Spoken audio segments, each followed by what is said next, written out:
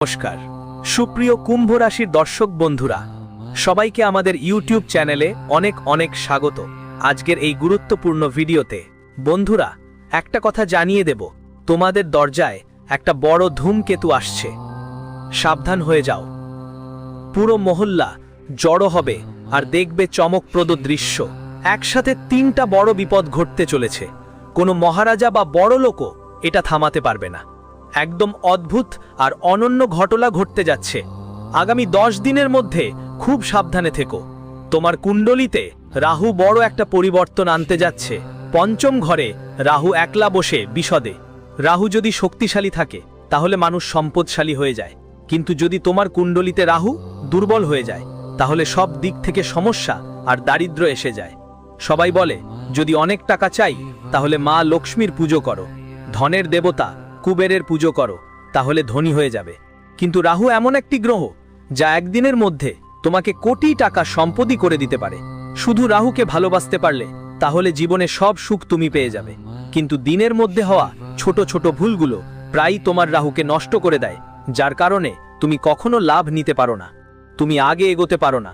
সব ধরনের পূজা করার পরেও, সব ধরনের দান করার পরেও তোমার জীবনে ধ্বংসই ধ্বংস চলছে, আর দিন দিন তোমার জীবন নরকের মতো হয়ে যাচ্ছে। এটা কেন হয়? গুরুজি আজকের ভিডিওতে এমন এক চমকপ্রদ সত্যি বলবেন আর এমন কিছু উপায় জানাবেন যেগুলো দিয়ে তোমার কুণ্ডলিতেও রাহু দারুণ ভালো হয়ে যাবে। ভিডিওটা পুরোটা শেষ পর্যন্ত দেখো। যেই মানুষটা জীবনে ধনী হতে চায় তার জন্য আজকের এই ভিডিওটা খুব দরকার। এক এক কথা ভালো করে বোঝানো হয়েছে। এই ভিডিওটা শেষ পর্যন্ত, ভিডিওটা দেখার পর তোমার মনে আর কোনো প্রশ্ন থাকবে না।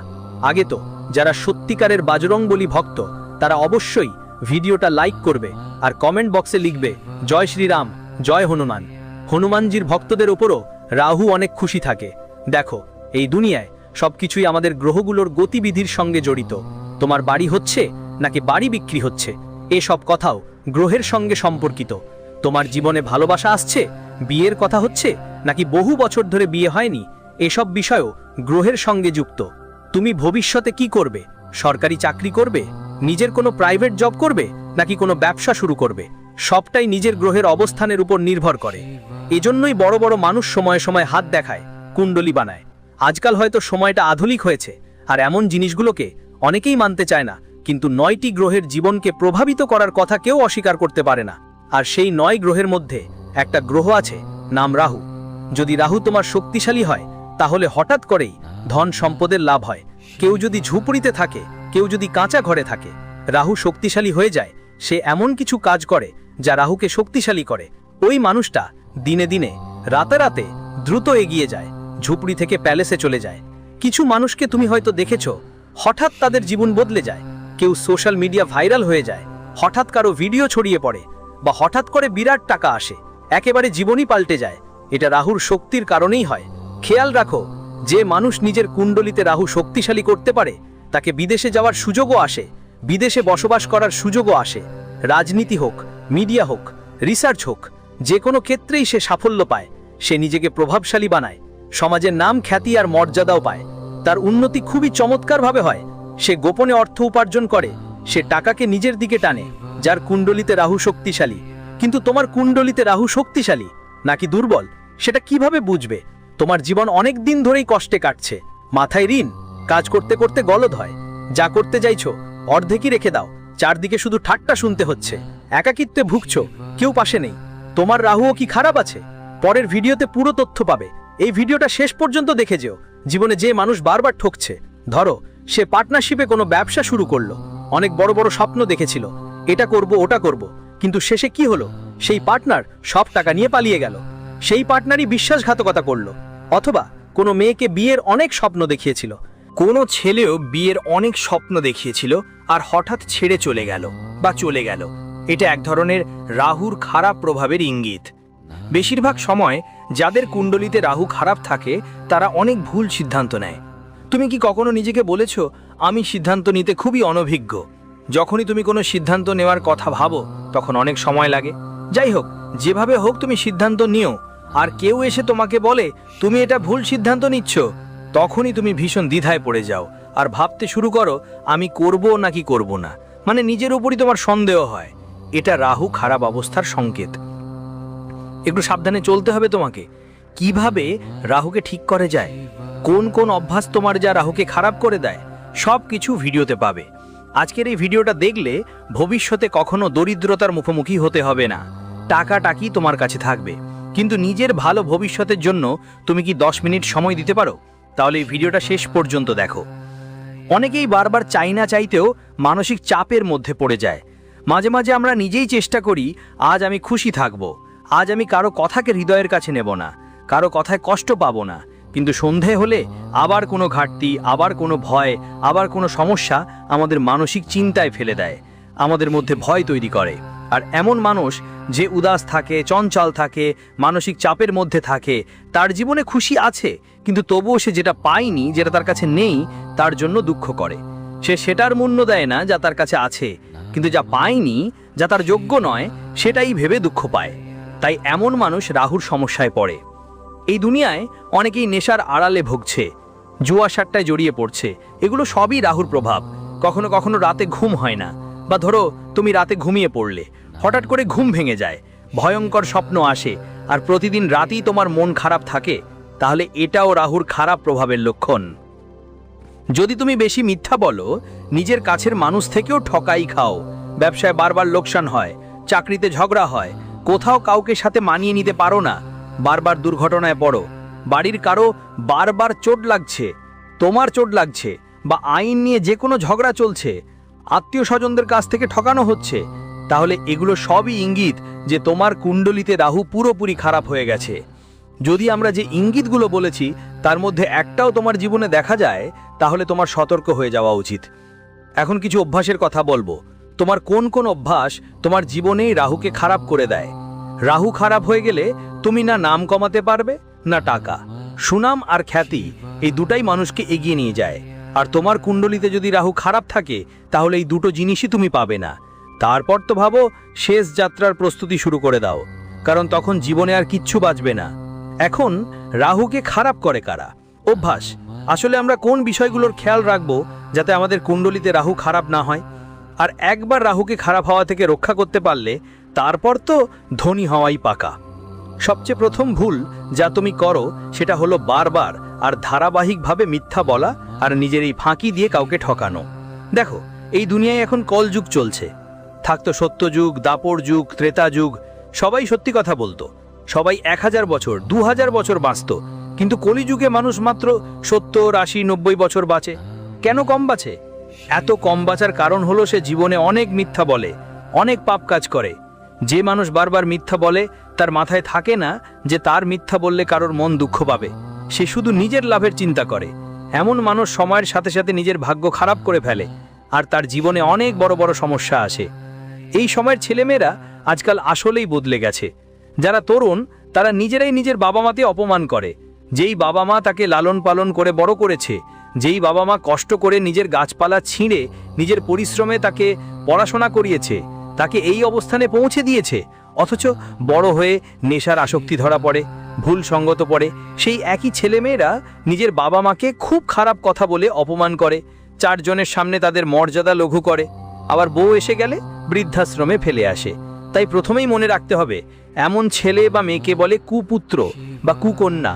আর এমন সন্তানদের জন্য একদমই ভালো কিছু আশা করা যায় না, সব সময় খারাপ থাকে। আজকের স্কুলের ছেলেরা নিজেদেরই শিক্ষকের অবমাননা করে, তারা গালাগালি করে, তাদের বিভিন্ন নামে ডাকে, যা গুরুর সবচেয়ে বড় অবমাননা। যে ছেলে তার গুরুকে অবজ্ঞা করে, তার রাহুও খারাপ হয়ে যায়। তারপর সে যতই পড়াশোনা করুক, যতই এগোবার চেষ্টা করুক, তবু সে এক জায়গায় থেমে থাকে। তাই মা বাবা আর গুরুদের অবমাননা করা মানুষও তার রাহু খারাপ করে।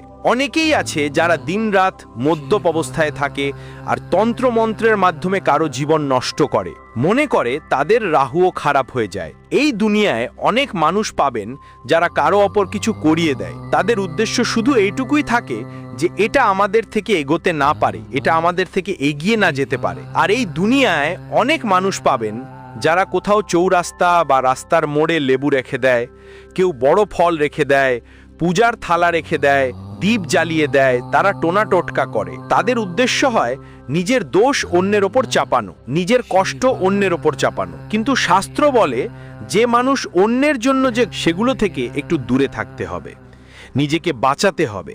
এখন আপনি বলবেন, গুরুজি আপনি আমাদেরকে বললেন যে রাহু শক্তিশালী হলে কি লাভ, রাহু দুর্বল হলে কি ক্ষতি, আর রাহু কেন আমাদের ভুলের কারণে দুর্বল হয় সবই বললেন। কিন্তু এখন আমাদের বলুন আমরা কি কি উপায় করব যাতে রাহু আমাদের কুণ্ডলিতে দারুণ হয়ে ওঠে। উপায় অবশ্যই জানাবো, ভিডিও শেষ পর্যন্ত দেখো, রাহু ঠিক করার উপায় বলবো। যদি রাহু তোমার কুণ্ডলিতে ঠিক হয়ে যায় তাহলে 2-3 দিনের মধ্যে তুমি কোটিপতি হয়ে যাবে, এটা নিশ্চয়ই বলা যায়। হ্যাঁ বন্ধুরা, 5টা বড় সুখবর তোমাদের কাছে আসছে। মাত্র 4 দিনের মধ্যে 5টা বড় সুখবর পেয়ে যাবে। এই সুখবর তোমাকে যে কোনো পরিস্থিতিতেই মিলে থাকবে। তোমার 5টা বড় স্বপ্ন সত্যি হতে যাচ্ছে। বন্ধুরা তোমাদের জানিয়ে দিই, যেই জিনিসের জন্য তুমি বছরগুলো ধরে অপেক্ষা করছিলে এবার সেটা তোমার হাতে আসবেই। তোমার এই স্বপ্ন পূরণ হবে কারণ তোমার কুণ্ডলিতে ধনলাভের যোগ তৈরি হয়ে গেছে, যা তোমার জন্য খুবই গুরুত্বপূর্ণ, খুবই বিশেষ। বন্ধুরা 4 দিনের মধ্যে এমন একটা চমকপ্রদ ঘটনা ঘটতে যাচ্ছে যা অবাক করে দেবে। মনে হচ্ছে আপনার দিনও 4 দিকে দরজা খুলে যাবে আর আপনার জীবনে 4 গুণ উজ্জ্বলতা আসবে। বন্ধুদের বলি, আপনার জীবনে বড় ধরনের পরিবর্তন আসতে চলেছে। বন্ধুদের আপনার জীবনে বড় সমস্যা কপটে কপটে আসছে। হঠাৎ করে একটা বড় সংকট আপনার জীবনে নেমে আসবে। বন্ধুদের আমি জানি আপনি কতটা অসহায়, কতটা চিন্তিত, আমি সব কিছু জানি। বন্ধুরা এই জ্যোতিষ প্রোগ্রামে সামনে যা বলবো সেটা শুনে আপনার চোখ থেকে রক্তের মতো কান্না ঝরে পড়বে। বন্ধুরা আগামী 4 দিনের মধ্যে আপনার জীবনে নানা ধরনের ঘটনা ঘটবে। সুখের দরজা খোলা হবে। শুধু তোমাকে কিছু বিশেষ জিনিস মাথায় রাখতে হবে, কিছু বিশেষ সতর্কতা অবলম্বন করতে হবে, যেগুলো এই জ্যোতিষ শোতে তোমাকে জানানো হবে। বন্ধুরা জানিয়ে দিই, 75 বছর পর তোমার কুণ্ডলিতে একটা মহাযোগ তৈরি হয়েছে। হ্যাঁ বন্ধুরা, 75 বছর পর তোমার কুণ্ডলিতে আলো ঝলমল করবে। শুধু আগামী 4 দিনের মধ্যে কোনো ভুল করো না, না হলে বন্ধুরা জীবন জুড়ে কষ্টে চোখ ভিজে থাকবে।